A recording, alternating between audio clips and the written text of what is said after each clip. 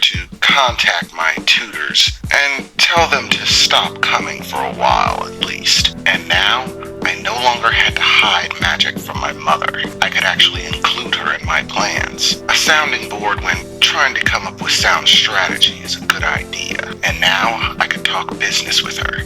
Plain and clear. Secrecy can be an important part of business, but at a certain point, maintaining secrecy sacrifices speed and efficiency. The less secretive I have to be about my activities, the more effective I can make them. I managed to convince my mother to take a short trip to Alice's house. Going to see Alice Wallendor, and by connection her family, was a key part of the next step of my strategy. As we began the carriage ride to the Wallendor estate, I summoned the magic index to do some light reading way there. It's important to squeeze in all the study I can. No moment can go to waste. And since I no longer had to hide it from my mother, it was all the more effective. My mother sat across me in the carriage, watching me read through the magical index. "Reginald," my mother said. I replied, "Yes, mother," still reading through the magical index. "I think you're making a mistake,"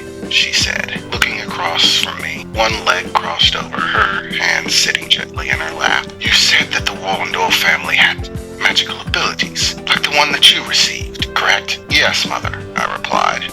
"But they only have one magical ability, and you have three. It seems that you're the better of the two. You're more powerful than they are. Including them in your plans just seems too risky. It would be better to simply do away with them. If you have the power to do so, it would be wise. Including them just seems too great a risk." "Well, first, mother, I don't intend to include the entire Wallendor family. Only Alice. And yes, mother, I do have a superior number of abilities gained from the man in the pinstripe suit. However, the Wallendors still possess a great number of advantages over me. For one, while they may only have one ability that runs in their family, every single member of the Wallendor family has that ability. They're able to be in multiple places simultaneously, follow a set structure and plan to their advantage. Quite simply, even if I can outmatch one individually, their numbers give them power over me. And they also have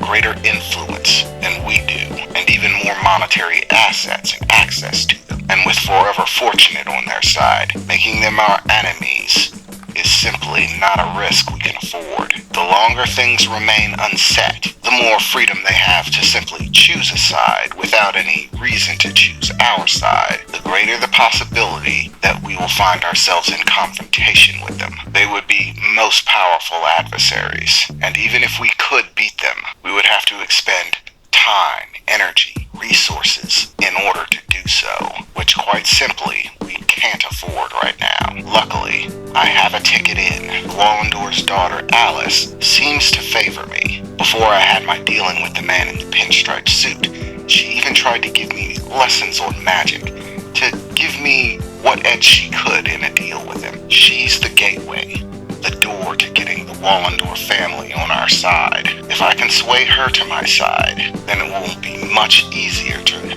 get her family to do the same, and with them as allies rather than enemies. All of their power, influence, abilities, they all become assets that we can use to our advantage, rather than enemy weapons to be used against us. It's a matter of tactics. Sometimes, it's better to work with a powerful force than against it. And remember, mother, the Wallendors are not the only ones in existence who possess magic. The man in the pinstripe suit has been doing business for a long time, and even without him, there are countless others that we don't know of that possess magical knowledge. Any one of them could become our enemies at any given time. We simply stand a better chance if we have allies. The power I bartered from the man in the pinstripe suit may be great, but as of yet it's still undeveloped. And even when it is, there are still many other practitioners of magic who have had years more experience and time to gather resources. So quite simply, mother, making the Wallendors our allies is really our best option. It will allow us to more safely and effectively gather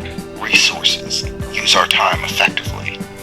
Not to mention, according to Alice, The Wallendor family has been gathering magical knowledge for some time, which means they could be capable of casting spells. This too would give them a distinct advantage over us. That is, if they are our adversaries. There's no telling what magic they could use, so it's all the more important that we sway them to our side. My mother gently rubbed her chin. Yes, I see. Well done, Reginald. You have thought this through quite well, but it is still a risk. Are you certain? Do you know Alice can be swayed? Yes, Mother, I replied. I'm almost certain of it.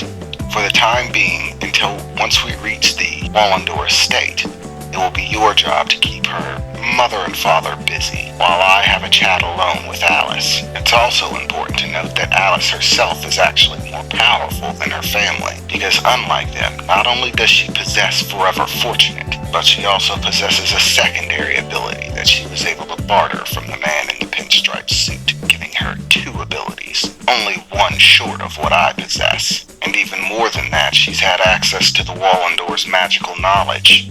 So in terms of advantages, if I had to pick which one of us is the most powerful right now, I would say Alice would get the better of me easily, I said, turning to the next page in the magical index, still trying to focus my mind on 2 things at once, the strategizing and the retaining of this magical knowledge. Things were just starting to get interesting in this book, thanks to the knowledge gained from the magical index, and a little bit of insight from me. I think I figured out what exactly Alice has been hiding about her abilities. So far, there seem to be some gaps in my understanding of what Forever Fortunate and her Destiny Sight have, and how they function. I believe Alice has found a way to make Forever Fortunate and her Destiny Sight work together, making her even more powerful. That is, if my theory holds correct. From that point on, it was a quiet carriage ride as we waited to reach the Wallendor estate. I managed to finish out another chapter of my book, and tucking the knowledge safely away in my mind, I unsummoned the magical index. There's no need for it to be visible at this point. We arrived at the Wallendor estate. The Wallendor estate was, as you would expect from one of the top 10 most wealthy families in all of England, quite grand. Even grander than that of the Worthington family, nearly twice its size, and they owned more land surrounding it as well. The large iron gates of the Wallendor estate opened as our carriage passed. The road leading to the Wallendor estate, extravagantly decorated with finely hedged rose bushes that line the entire thing. A winding path leading straight to the front door of the Wallendor property. Their mansion lavish, the outside decorated with tall marble pillars, holding a balcony view of the second floor that overlooked everything on the property. All the marble decorating the home elegantly carved, inlace carvings of vines to make it look like roses were growing right out of the stone. White roses, overflowing in all directions, made of solid stone, polished so that they shine in the light. The rest of the house made of fine timber, oak if memory serves correct, from some of the oldest trees in all of England, painted to perfection and maintained constantly. The marble front steps leading to the doorway, a beautiful red oak, stained and shined to a gleam, beautifully adorned with blonde fixtures, bronze fixtures, and large door knockers resembling the heads of lions, holding rings in their mouths. As myself and my mother exited the carriage, going up the marble stepway leading to the front door and ringing the knocker, one of the butlers of the estate answered the door. After a short chat my mother had with him, he went to fetch the missus of the house. Shortly after which, Lady Wallendor emerged, a beautiful blonde woman in her late 30s, her hair hanging down, perfectly swirled and maintained, curled into a single, very large and thick ponytail, her hair so long that it stretched down past her shoulder, the ponytail hanging towards the front, over her shoulder, tied together with blue ribbons that of course matched the elegant blue dress she was wearing today, all tied together with pretty white straps and ribbons. "Oh, Madame Worthington, it's so lovely to see you. What brings you by today?" she says as she answers the door. "Oh, nothing. My son and me were simply out for the day. We've been working so hard recently that we felt it time to have some relaxation. Work is important, but it's always good to see friends. And as my son and your daughter Alice seem to have been quite fast, I thought I would come by and bring them for a visit, so they could have some playtime and I could have a developed woman to have a conversation with. It's so hard to speak to the staff about proper things.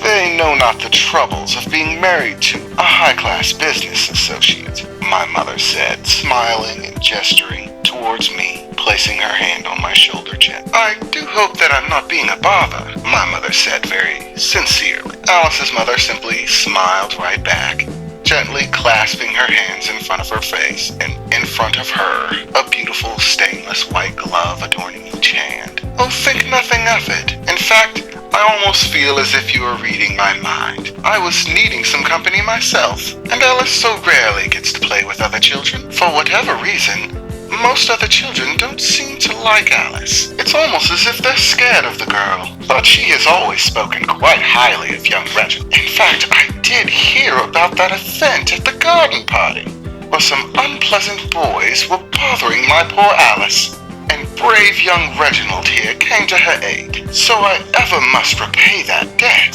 Please come in.